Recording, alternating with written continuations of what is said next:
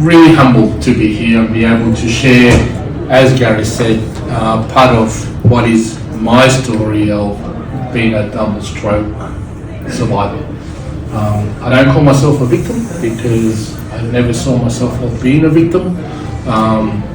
It was a challenging phase to go through, and I'll tell you a little bit about that. Basically, it all started on the 5th of September at around 9 o'clock in the morning, 2014. I dropped my daughter, my eldest daughter, to Spanish school on a Saturday morning.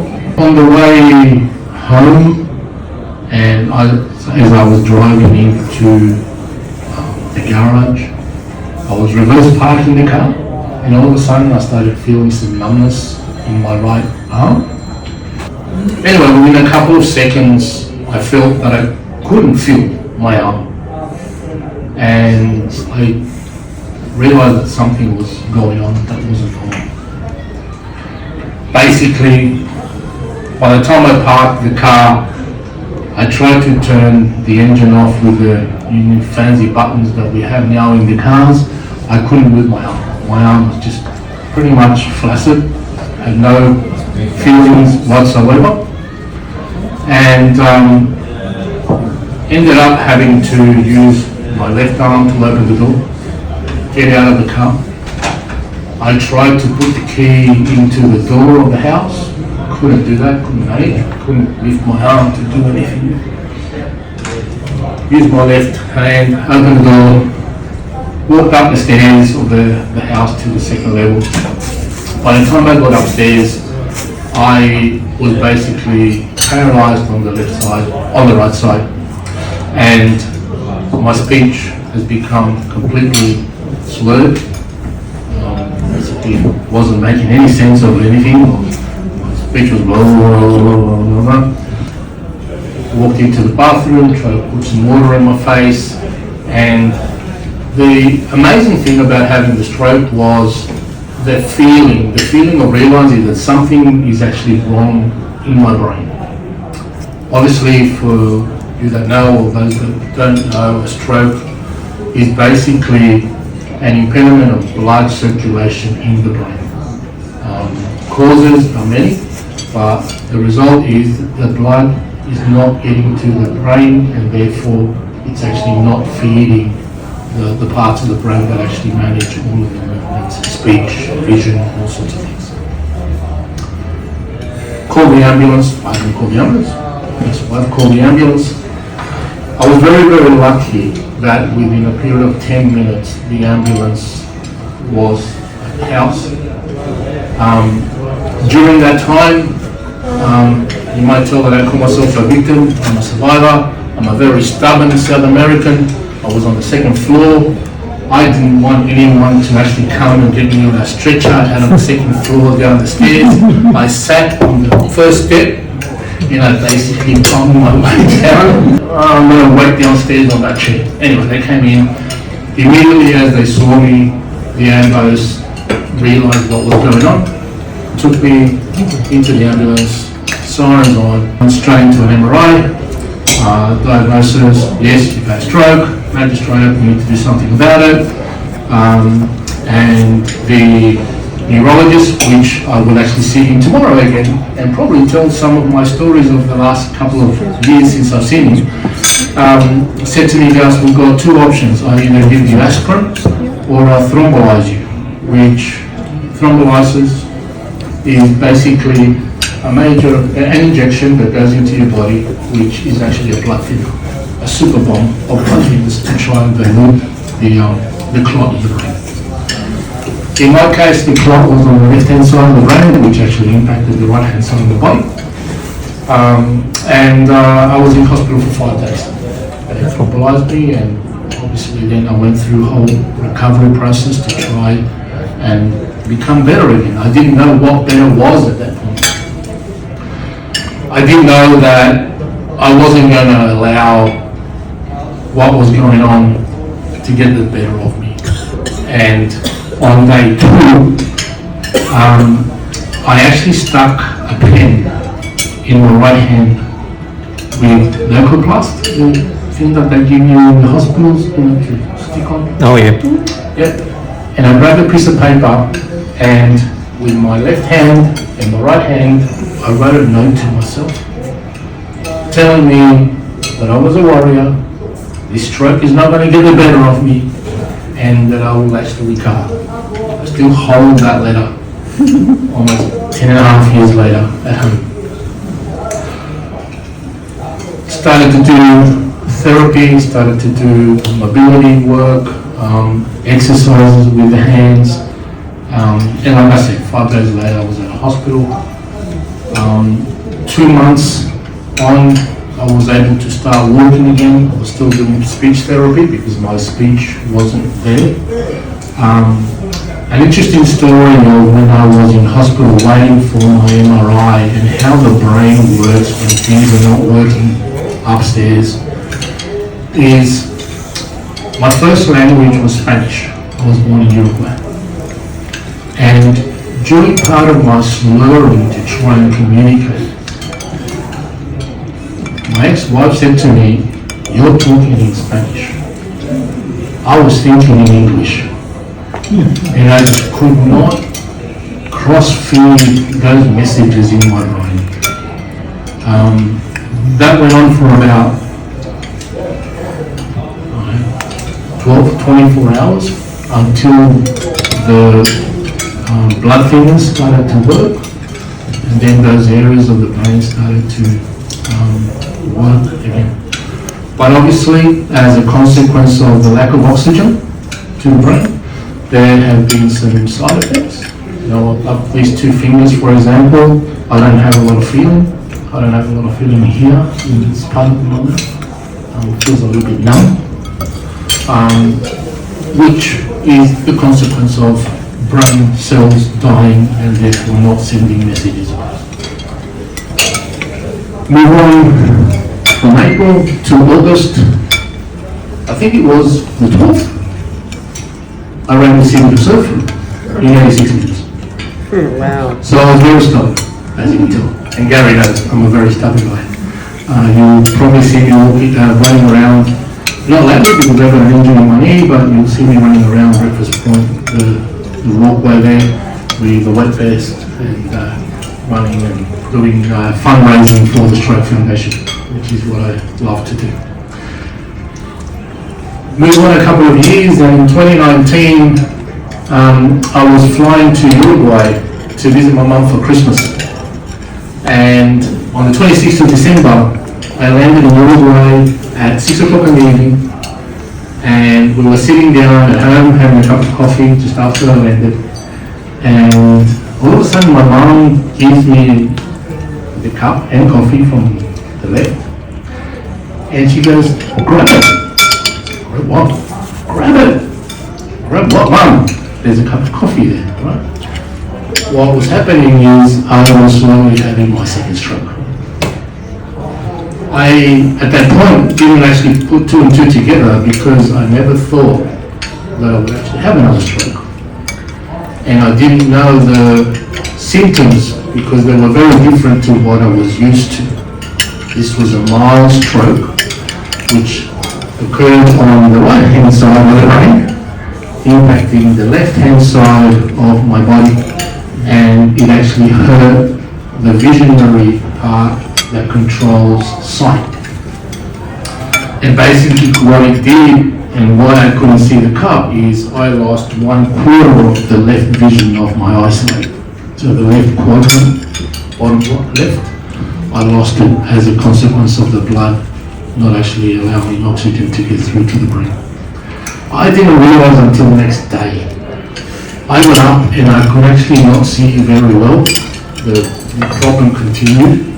I thought at that point, being stubborn, hey, it's just tired, I just did, 26 hours on the fly, I was flying through, needed to have a rest. And that wasn't the case. I called my brother in the morning and he came over to visit, and he said, "Hey, why don't we go to the optometrist and get some tests?"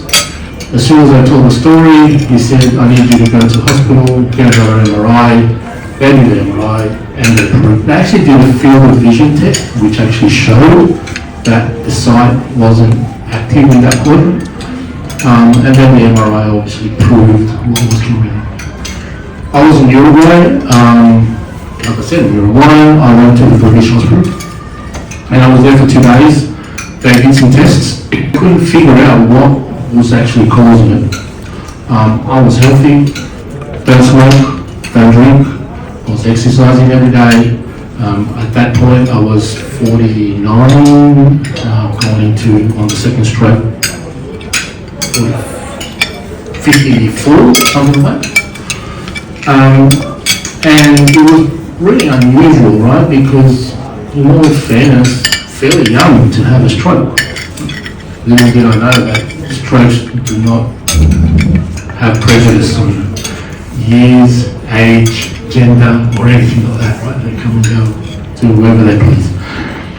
Anyway, so I came to hospital in Australia, and I was in hospital for 2 days. They actually did tests, and they identified that I actually had what they call a PFO, which is basically a little tear in one of the chambers of the heart, which allowed the blood to go across to the other part of the chamber and actually clot. And that was the cause of both of my strokes. I had surgery on the heart, they put a little clamp in there, and supposedly, they tell me, Bob's your uncle, you're fixed. I haven't met Bob, I don't have an uncle, so I'm hoping that what he said is true. I'm looking for a Bob as an uncle, no one knows. And so that was my second stroke. Very interesting, very, very different. And for me, I think when I talk to people and talk about stroke, what I say is it's really important to be aware of what's going on. Things can be significant. For stroke, the most important part in terms of diagnosis, family, friends, neighbours, whoever you live with, is identifying the face. Generally on stroke, the face droops because you lose muscle, stability from the brain.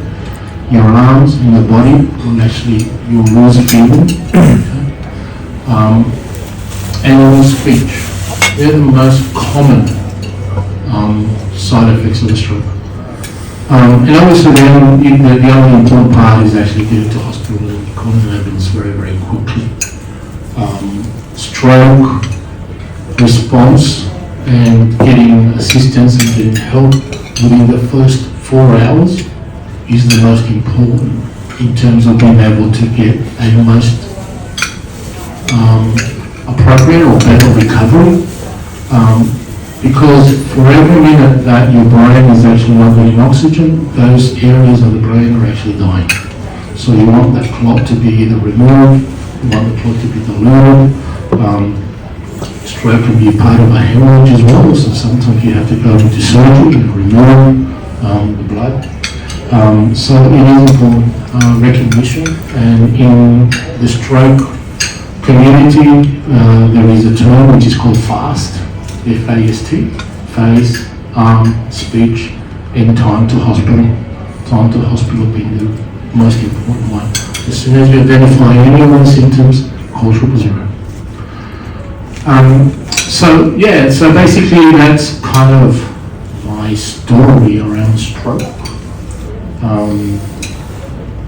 It's been interesting because I always speak to Sasha and I always say to her that ever since I had the stroke, I don't consider myself why me. I never said why me once. I've always said what can I do to not allow it to happen again. I'll continue the exercise, I continue to try and eat well, I continue to reduce my salt levels, measure my hypertension, etc. They're all values that actually play a big part. You asked me to pass the salt and I refused. Sometimes it's difficult, I know. I love my chips. I love my salted vinegar chips. But every little thing that you can do, every little small change that you can, is really good for the longevity. Exercise, go out for a walk, you don't have to go for a run, you don't have to do the city sleep, go out for a walk, move.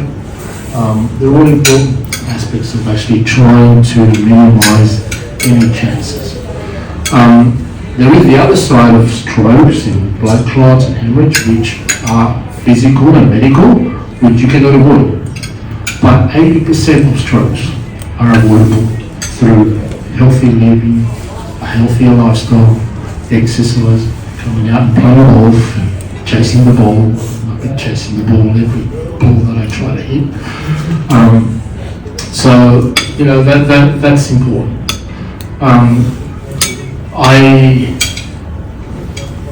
I wake up every morning, and funnily enough, the first thing I do, and Sasha loves when I do this, is I talk. I will say good morning. I will say something straight away. That's the first thing I do, and that's me measuring, engaging. Am I okay? Because in the back of my mind, I'm worried that something may happen in my sleep and I don't have those 4 hours. So when I wake up, I talk to myself like a crazy man. Right? Hey, You're a crazy man. okay, yeah, I'm okay, let's go back to bed. Anyway, that's my story. Look, the other thing I wanted to share with you is I'll put it here, but I'll share the presentation and you can actually read it offline because it's very small and we lost on this screen. But I mentioned this, you know, what is a stroke? Basically a blood clot or a hemorrhage in the brain. The most common is the clot, then comes the hemorrhage, and then there is the aspect of physical, medical, something gone wrong there. In my case, had I not had the stroke and the second stroke, I could have lived the rest of my life with the possibility because of the PFO, the little tear in the heart. So that's a medical condition that actually identified itself in a stroke. The doctors are telling me that by fixing my medical condition, now my stroke chances are very much minimized. You might not believe this, but strokes are one of Australia's biggest killers. And obviously it leads to disability when that part of the brain doesn't fully recover. I mentioned that it does not discriminate. It doesn't. It doesn't matter who you are. It can happen. So from my perspective, the recognition of what is stroke is really important. Remember the face, the arms, the speech is really important. And as it says there, stroke kills more men with prostate cancer and more women with breast cancer. There are more than 9,000 first stroke survivors in New South Wales this year. So there will be more than 9,000. We've been here for the last, hour and a half? Yeah, roughly? Yep. Every 19 minutes of the time that we've been here, one person has had a stroke in Australia. 1 million strokes a year globally. 445,000, almost 500,000 stroke survivors are living with stroke conditions in Australia. 146,000 in New South Wales alone.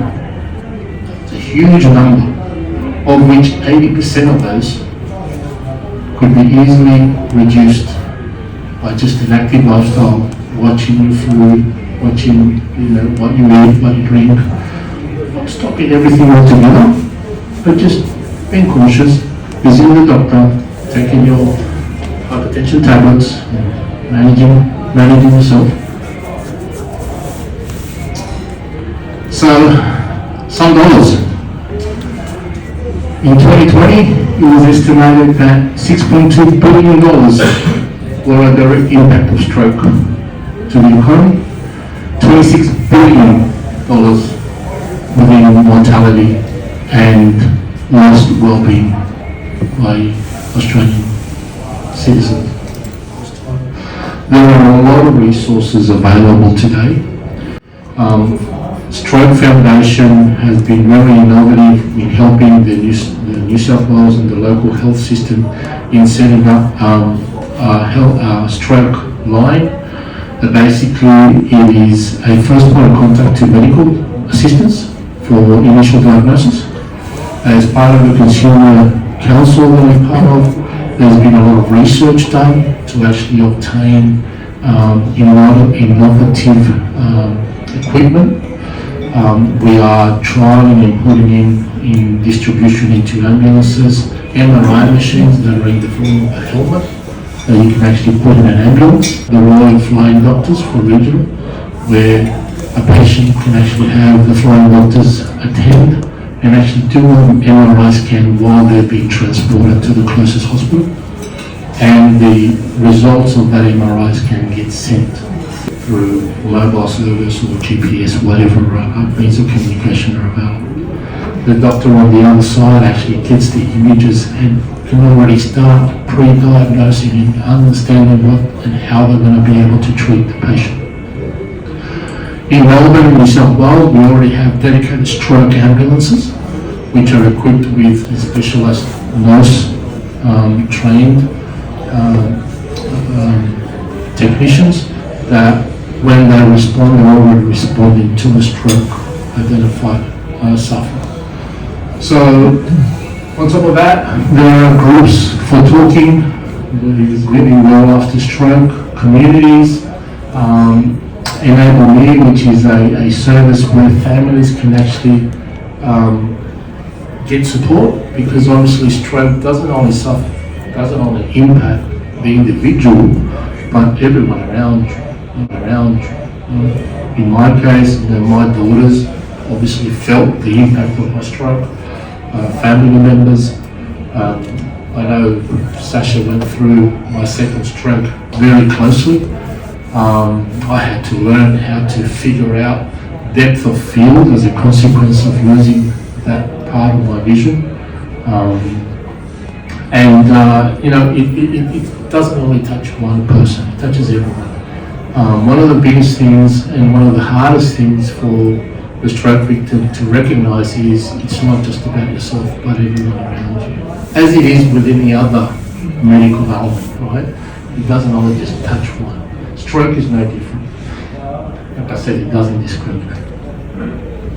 So, look, I really wanted to share that message. I'm really glad that Gary and you guys let me share that story. I do have another part of the story, which is SES, which I've been volunteering for the last 5-6 years and did a lot of work through the fires and floods, etc. And I guess, in telling my story, that just goes to show the stubbornness that I have, right? I don't want to stay still. I don't want to just let things happen. I try to make a change. I try to improve myself and look at things for what they really are and not what they may end up making me feel. So I'm really blessed. I'm here today. And I'm here to tell my story, which is a great thing. So, thank you. Thank you. I know that it was only half an hour. I told you I could speak for hours and hours. Are there any questions? Are there any questions? Gary, you've got a question. Of course he has. Stubbornness. Stubbornness. Stubbornness. I pronounced it the way your family would, you again. Yeah. Okay, now, They would say Gustavito, which is Gustavo is my full name, and my mom calls me Gustavito when I'm stubborn or when I've done something wrong. what was it like before 2014? What is it like today? Today is fantastic. What was it like 2013? You just have to- Before 2014, I guess the reality before 2014, I was very fit, I was very healthy, I was going to the gym, I was exercising, I had a good job, had a family, had my kids. So what I knew then was great. What I know now is the ability to appreciate life differently. I've through the whole stroke process, and a little bit beforehand, since about 2010, when my relationship started to really break down, my marriage. I worked a lot through my own personal being, personal understanding, personal acceptance, and I guess it helped me to actually accept the stroke better. Also, before my stroke, I did a lot of martial arts, Japanese martial arts. I did a lot of meditation, a lot of self-fulfillment and self-healing activities. In fact, whilst I was actually in hospital, the doctors were coming around and asking me, Gus, what are you doing? I was actually sitting on the bed with my legs crossed, meditating the whole time, trying to put some balance in what I thought I could in my brain and in the healing process. So I was sitting there as if, yoga pose. And it was strange. I was very lucky. The first photo I showed you there, I was actually talking to Channel 7. And those two ambulances officers were the ambulance officers that came to pick me up. And they were fantastic. They were coming around during my whole time there for about 6-8 hours, checking up on me and seeing how I was. So I think the results of the stroke and the results of the second stroke has been about acceptance. There are things that I cannot change, but there are things that I can actually accept and work through the acceptance process, and that's what I've been doing with positivity and no blame. So I think that's what's changed. Any other questions?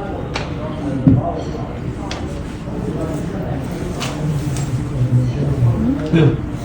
Have you got any of your sight back in the left eye, or is it still gone? It's gone. It's gone. It's gone. The side of the left eye is gone. These fingers have been exactly the same for the last 10 years, almost 15, 11 now. And this has been the same. I'm on medication, I'm on blood thinners, I'm on cholesterol tablets, which I don't have cholesterol, I never had, but the doctors still give them those medicine in order to actually ensure that they minimize any potential risk, lifestyle changes or whatever, and that's never going to recover. I thought it would for the first couple of years, because sometimes it does take a long time, but it hasn't, and that's okay. Are you right-handed? Right-handed? I'm right-handed, So but you changed the way you write? no, it hasn't changed the way I write. You can It's still... actually changed my writing. I'm worse than a doctor. So when I write for my doctor, they say, "Gosh, what the hell?" Anyway, so I have to write very slowly, and instead of writing in fluid writing, I actually writing, what do they call it? You That's don't not hold a pen through there. No, I can hold it. I can hold it normally because I've actually worked at it. So I had to work at it. Is your recovery considered exceptional, or it's not uncommon to recover the way Look, if I didn't know you, wouldn't know your story, then you look like a normal guy, right? normal guy? Yeah. Look, I think it all depends on how quickly you get that medical response, and also the extent of the stroke and the damage and the block of that blood flow to the brain, and which is the oxygen. There are a lot of patients that actually recover the way that I recovered. There are some that still remain with some signs of inability to use certain movements and do things right. The legs, you might not be able to move them properly. So there are significant impacts of stroke, and that's why getting to hospital as quickly as possible is the most beneficial thing that you can do, through recognition when you're not alone, right? So yeah. So just taking that a step further, obviously it's very important for the people around you to say, hang on, this is not just you being stubborn, they're like, here's a problem, they're like, we need to call support, Yes. whatever. And it's easy to be stoic yourself, if you like, and not stubborn. But what about the people around you? I mean, as stubborn. Dismiss, do you mean like dismiss it? Like there's nothing? Supportive. No, I think I had support. I had support. I embraced the level of support that was around me through the services as well. I did therapy, speech therapy. I saw some psychologists to actually be able to cope with my response to the stroke.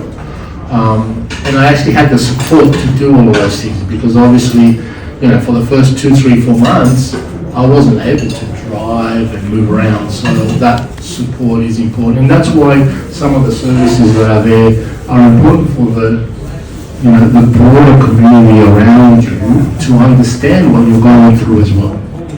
Yeah, similar to a whole lot of other medical issues that happen, right? It's important to ask for help and obtain and accept help. Sometimes as humans we don't want to do that. We can fix it all ourselves. Yeah? But it's very important. I've got some packs on this table here that if you want you can take away, and they actually talk a little bit about you know, where you can get support, where you